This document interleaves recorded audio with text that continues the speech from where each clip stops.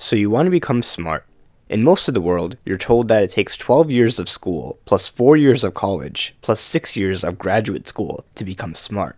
But what you actually become is homeless. That's not even a joke. But on the bright side, when you make a Reddit post about how you can't get a job, you can do it in perfect English. If you haven't guessed by the title, becoming smart is actually very easy. Even if you think your genetics make you dumb, if you compare yourself to every other animal, you're actually pretty overpowered. When people like you and me say we want to get smarter, it means a bunch of things. We want to learn useful skills, ideally skills that make money. We want to be good at solving problems, hopefully for money. We want to get better grades and learn difficult subjects to make more money, and also to flex on people. And lastly, we want to sound smart in conversation, just enough so people respect you, but not too much to the point where people think you're a nerd. The problem is, most advice on the internet is so vague and philosophical that even if it works, the only people who could actually follow it are Oprah and Socrates. And if you instead look for specific advice that you can actually try right now, this is what you get. Eat blueberries cause they're brain food. Drink black coffee. Exercise. Sleep more. Take IQ tests. Listen to classical music. These things sound good, but at some point you have to, actually learn stuff. Besides, even in the past, there have been some geniuses who've spent the whole day sitting at a desk, getting 2 to 4 hours of sleep a day. So what can you actually do to get smarter that's not just the same 6 brain hacks from a Facebook post copied and pasted from a WikiHow article inspired by a quote spray painted on a New York subway wall? The main thing you need to do is read. What kind of reading? It depends. Fiction is good for learning to read faster, and it gives you a better vocabulary. Also, if you read a lot of dialogue, it makes you feel like you have friends. But most people go straight for nonfiction, which indeed is the key to being able to casually drop interesting knowledge in conversations. For example, just by reading this book, you can come off to anyone in conversation as someone who knows history. The key is to not be obnoxious about it.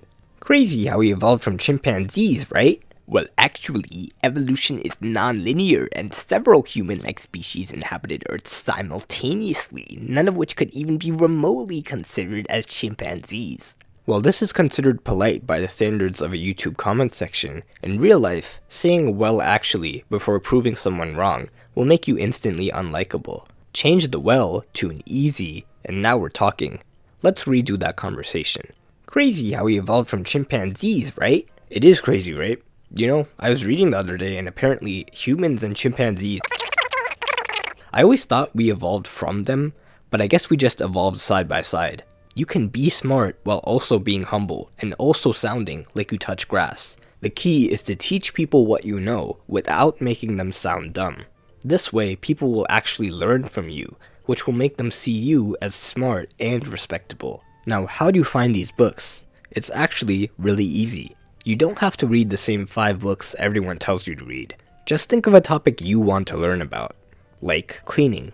Now Google books about cleaning. Here's one that looks good. Usually, these books cost money, but if your finger slips, you might accidentally end up on this website, and you might accidentally search for the title of the book, and by chance, click on the first link, and oh no, accidentally downloaded a file, and opened it with the appropriate ebook viewer. Well, now that you have the book, you'll also find that not only can you pick out interesting tidbits to use in conversations, but you can also learn many useful skills. There are 10 things you should know before you learn a skill. 1. Unless you practice the skill, your brain will think it's useless and forget it. 2.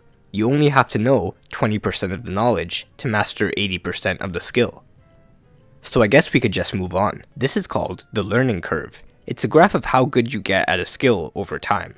As you can see, just by practicing a little bit, you can make a lot of progress in the beginning. But you have to practice. No one ever learned how to tie a tie by watching how to tie a tie. You only learn how to tie a tie by watching how to tie a tie while tying a tie. The same applies to reading. Books only make you smart if you give your brain a reason to remember the stuff in the book. So once you read the chapter on cleaning a bedroom, go ahead and clean a bedroom. Doesn't even have to be your bedroom. Just clean one. And now, you'll never forget it. But let's just imagine that's something that you can't practice right now. Like, imagine you're reading a book about cars, and then you see this diagram of how to jumpstart a dead car with a good car. Ideally, you'll read about it, and then go practice it. But not everyone has 2 cars lying around to practice on. But you can still practice it by just imagining. Imagine the moment where you'll need to know how to jumpstart a car. Put yourself in the situation, find a video, and pretend that's your car. By imagining the whole process from start to finish, you just convinced your brain that you used all that information, and now you'll remember it. Meanwhile, the person who just looked at the diagram and tried to memorize it still won't know what to do if they ever had to jumpstart a car. This is how you get smart. Use everything you learn, and if you can't, imagine yourself in the moment where it'll be useful. This is basically how the entire school system works. You learn a piece of information, and because it'll be like 15 years before you actually use it, your teacher creates an imaginary situation where that information is useful. That is, a test. An exam that has questions on that exact piece of information, and if you get it wrong, you fail. Or in South Korea, you get prison time. Just kidding, that's only if you cheat.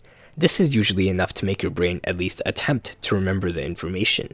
The only problem is, once the test is over, your brain says it's not useful anymore, and you forget it. Some people think repetition, or spaced repetition, or studying in intervals, or mind mapping will help them get better grades and learn faster. But in reality, doing practice questions will give you the most results, because they simulate the actual situation in which you'll need to use what you learned.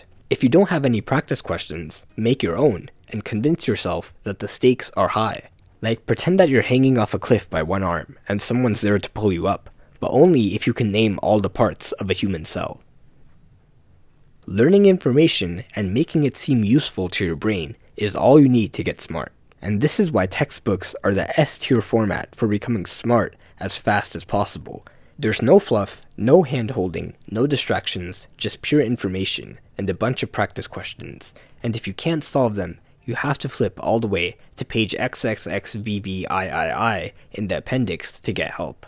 Textbooks aren't for the casual learner, because it's not as fun as watching a YouTube video on the topic and forgetting it all an hour later. But if you're ever up to the challenge, there is a website you might accidentally end up on, where you could accidentally download free textbooks on any subject you want.